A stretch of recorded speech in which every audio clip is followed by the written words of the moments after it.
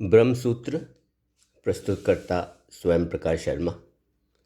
भाग 9 ब्रह्मसूत्र की इस प्रस्तुति में दूसरे अध्याय के तीसरे भाग के बाकी के श्लोक हैं। श्लोक नंबर 47 से श्लोक नंबर 53 तक और तीसरा भाग संपन्न हो जाता है। जीवात्मा पर चर्चा जारी है। ब्रह्मसूत्र भगवद गीता के 13वें अध्याय में भगवान कृष्ण अर्जुन से कहते हैं, हे अर्जुन, यह अविनाशी परमात्मा अनादि और गुणातीत होने के कारण शरीरों में स्थित रहते हुए भी न तो स्वयं करने वाला करता है और न ही वह सुख दुख जैसे फलों से लिप्त होता है। इसी प्रकार महाभारत की शांति पर्व में कहा है कि इन दोनों में जो परमात्मा नित्य और निर्गुण कहा गया है, वह परमात्मा जिस प्रकार कमल का पत्ता जल में रहते हुए भी जल से लिप्त नहीं होता, ठीक उसी प्रकार वह परमात्मा भी जीवों के कर्म फल से लिप्त नहीं होता। जीवों के कर्म फल का परमात्मा पर कोई असर नहीं होता। इसी प्रकार मुंडक उपनिषद में कहा है, उन दोनों में से एक जो जीवात्मा है, वह जीवात्मा तो उस वृक्ष के फल को खाता है, यानी वह जीवात्मा तो संसार के कर्मों के फल के रूप में जो सुख दुख आदि होते हैं उन्हें वह खाता है, उन्हें वह भोगता है। जबकि दूसरा जो परमेश्वर है, वह परमेश्वर कोई फल नहीं खाता, वह तो केवल देखता रहता है, वह तो केवल दृष्टा है। इसलिए स्मृतियों और श्रुति दोनों से भी यही सिद्ध होता है कि परमात्मा संसार के किसी प्रकार के सुख या दुख या ऐसे दोषों से लिप्त नहीं होता, उनका परमात्मा पर कोई असर नहीं होता।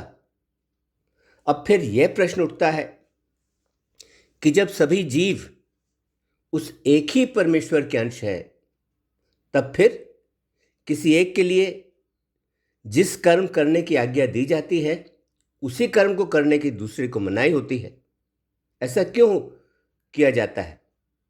इसका उत्तर इस प्रकार दिया जाता है कि अलग अलग प्रकार के शरीरों के साथ जीवात्मा का संबंध होने से जीवों के लिए क्या करना चाहिए और क्या नहीं करना चाहिए, उसका भेद होना अनुचित नहीं है।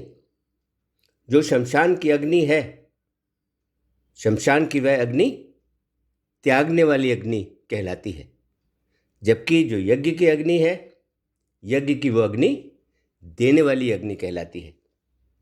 शरीरों के संबंध से और योग्यता के अनुसार अलग अलग प्रकार के विधि और निषेध रूप, यानी क्या करना उचित और अनुमोदित है और क्या करना अनुचित और मना है, यह सब शास्त्रों में तय किया गया है और इसमें कोई विरोध नहीं है। तब प्रश्न यह उठता है कि इस प्रकार विधि और निषेध की व्यवस्था होने के कारण जीवात्माओं को विभु मानने से उनका और कर्मों का अलग अलग विभाग कैसे होगा? इस विषय में कहा जाता है कि बृहदारण्यक उपनिषद में बताया गया है कि जिस प्रकार कारण शरीर का आवरण होने से भी सभी जीवात्माएं विभु होती हैं और प्रलय काल में भी वे एक नहीं होती और उनका जो विभाग है वह विभाग भी बना रहता है, वैसे ही सृष्टि के समय शरीरों के संबंध से सब जीवों का आपस में विलय न होने के कारण उनके कर्मों का भी मिश्रण नहीं होता और उनका विभाग भी बना रहता है। क्योंकि शरीर, अंतःकरण और अनादि कर्म संस्कारों आदि के संबंध में जीवात्माओं की जो व्यापकता है, जीवात्माओं की वह व्यापकता परमेश्वर की व्यापकता की तरह नहीं है। जीवात्माओं की व्यापकता तो बहुत ही सीमित है। इसलिए जिस प्रकार ध्वनि के रूप की शब्द आकाश में व्याप्त होते हुए भी प्रत्येक शब्द का आपस में मिश्रण नहीं होता और उनकी भिन्नता बनी रहती है, जिसकी वजह से एक ही समय में अलग अलग देशों में बोले हुए शब्दों का अलग अलग स्थानों में अलग अलग लोग रेडियो द्वारा उन्हें अलग अलग सुन सकते हैं और इसमें किसी प्रकार की अड़चन नहीं आती।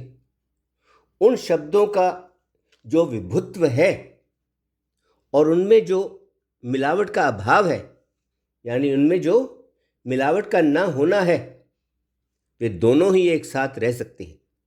ठीक उसी प्रकार जीवात्मा का जो विभुत्व है, उनका वह विभुत्व उनके मिश्रण न होने में बाधक नहीं है, क्योंकि जो आत्म तत्व है वह आत्म तत्व तो शब्द की तुलना में और भी अत्यंत सूक्ष्म है। उसके विभु होते हुए तो जीवात्माओं का आपस में मिश्रण किसी भी सूरत में हो ही नहीं सकता। अब तक यह बताया गया है कि जीवात्मा परमात्मा का अंश है, वह नित्य है और वह विभु है। इस सिद्धांत का वर्णन अच्छी तरह दोनों श्रुतियों और स्मृतियों में दिया गया है।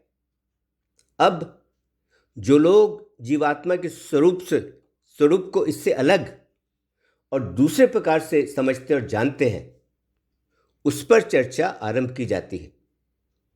जो लोग जीवात्मा को उस परब्रह्म का अंश नहीं मानते, जो लोग सब जीवों को परमात्मा से अलग अलग और स्वतंत्र मानते हैं, उन्होंने अपनी मान्यता को सिद्ध करने के लिए जो भी तर्क या प्रमाण दिए हैं, उनमें कोई खास दम नहीं है। इसलिए उनका यह कथन ठीक नहीं है।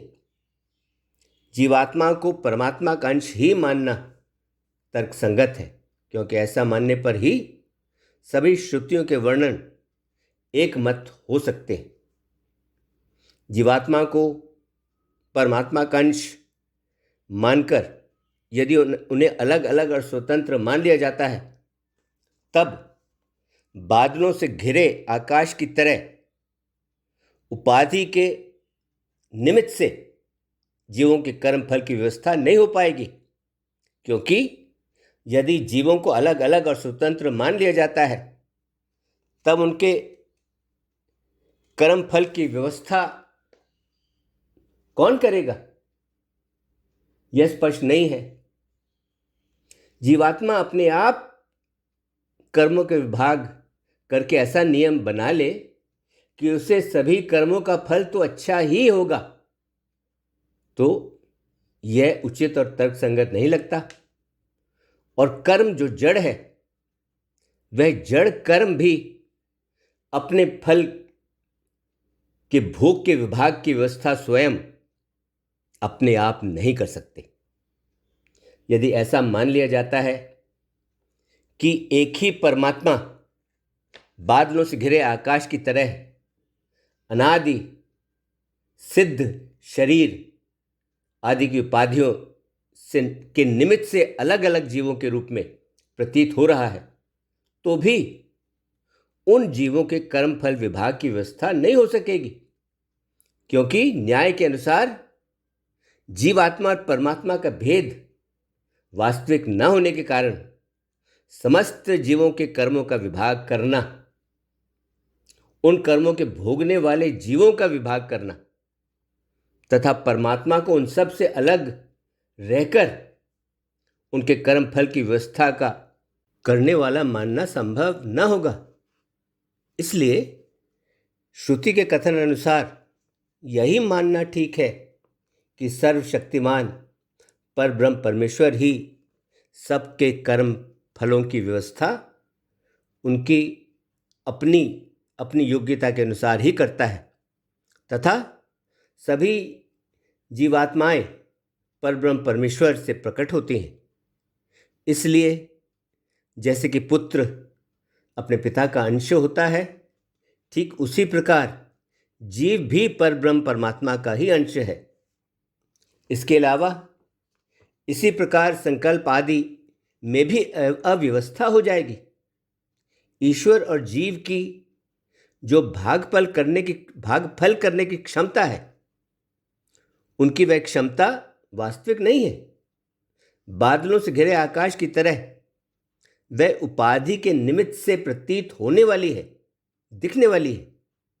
यह मानने पर, जिस प्रकार पूर्व सूत्र में जीवों के कर्म फल भोग की नियमित व्यवस्था न हो सकने का दोष दिखाया गया है, उसी प्रकार उन जीवों के संकल्प और इच्छा आदि के विभाग की भी नियमित व्यवस्था होने में बाधा पड़ेगी, क्योंकि उन सब के संकल्प आदि परस्पर अलग नहीं रह सकेंगे और परमात्मा के संकल्प आदि से भी उनका भेद सिद्ध नहीं हो पाएगा।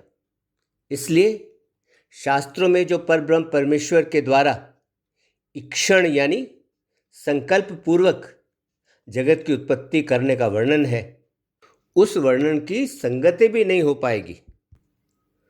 और यदि यह कहा जाता है कि उपाधियों में देश या स्थान का भेद होने के कारण सब जीवों का अलग अलग विभाग हो जाएगा और उसी से कर्मफल भोग और संकल्प आदि की भी व्यवस्था हो जाएगी, तो ऐसी बात नहीं है, क्योंकि जो सर्वव्यापी परमेश्वर है वह सर्वव्यापी होने के कारण सभी उपाधियों में भी व्याप्त है। उपाधियों के देश भेद से परमात्मा के देश में भेद नहीं हो सकता, यानी उपाधियों के स्थान भेद से परमात्मा के स्थान में भेद नहीं हो सकता।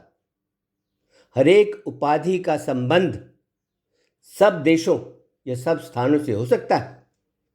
यदि उपाधि एक जगह से दूसरी जगह जाती है तो आकाश उपाधि के साथ नहीं आता जाता। जब जिस देश में या जिस स्थान में उपाधि जाती है, तब उसी समय वहाँ का जो आकाश है, वहाँ का वह आकाश उस उपाधि में आ जाता है। इस प्रकार समस्त आकाश के प्रदेश का सब उपाधियों में प्रभाव होगा। इसी तरह समस्त उपाधियों का भी आकाश में प्रभाव होगा और किसी प्रकार से कोई विभाग सिद्ध नहीं हो सकेगा। इसलिए परब्रह्म परमेश्वर और जीवात्मा का अंश अंशी भाव बादलों से घिरे आकाश की तरह केवल उपाधि के लिए नहीं हो सकता। हाँ, परब्रह्म परमेश्वर और जीवात्माओं का अंश अंशी भाव बादलों से घिरे आकाश की तरह केवल उपाधि के लिए नहीं हो सकता।